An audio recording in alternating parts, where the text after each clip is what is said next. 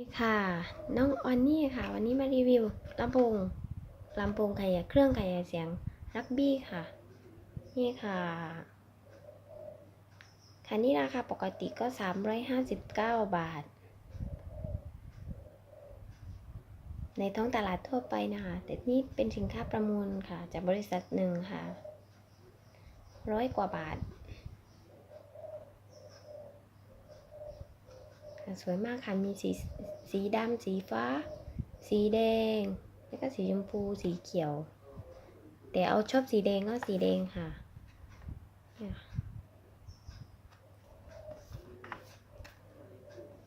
ค่ะนี่มีที่เสียบ USB มี FM แล้วก็ที่เสียบหูฟังค่ะมาดูข้างในกันค่ะ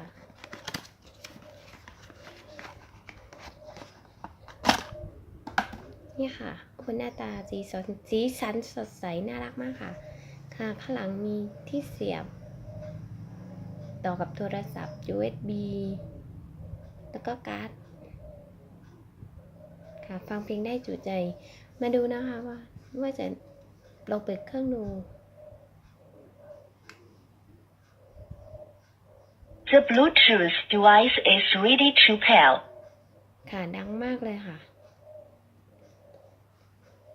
ดังไม่สมกับตัวเลยค่ะเครื่องเล็กแต่ดังเยอะน่าใช้ค่ะพกพาง่ายเครื่องก็เล็กนี่ค่ะขนาดแค่นี้เองถ้าวัดกับมือแล้ว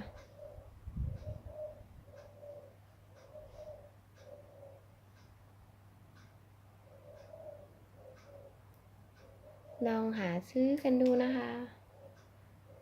แต่ที่ใช้มาถือว่าคุ้มค่ะคุ้มมากดังดีเปิดได้ยินไปไกลเลยค่ะเสียงดีแล้วก็ไม่เสียง่ายแล้วก็ชาร์จเต็มไวชาร์จเรื่อยใช้เรื่อยฟังเพลงเรื่อยๆก็ไม่เป็นไรค่ะไม่ระเบิดเพราะใช้มาหลายครั้งแล้วจะฟังเพลงต่อกับโทรศัพท์หรือว่าคุยกับเพื่อนคุยกับแฟนคุยหลายๆคนต่อเข้าโทรศัพท์สบายเลยค่ะ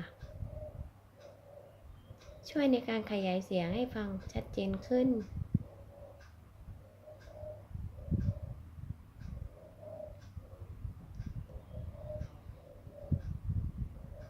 ค่ะจบการรีวิว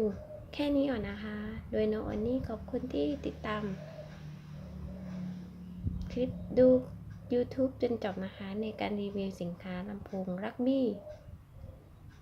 ค่ะขอบคุณค่ะบ๊ายบาย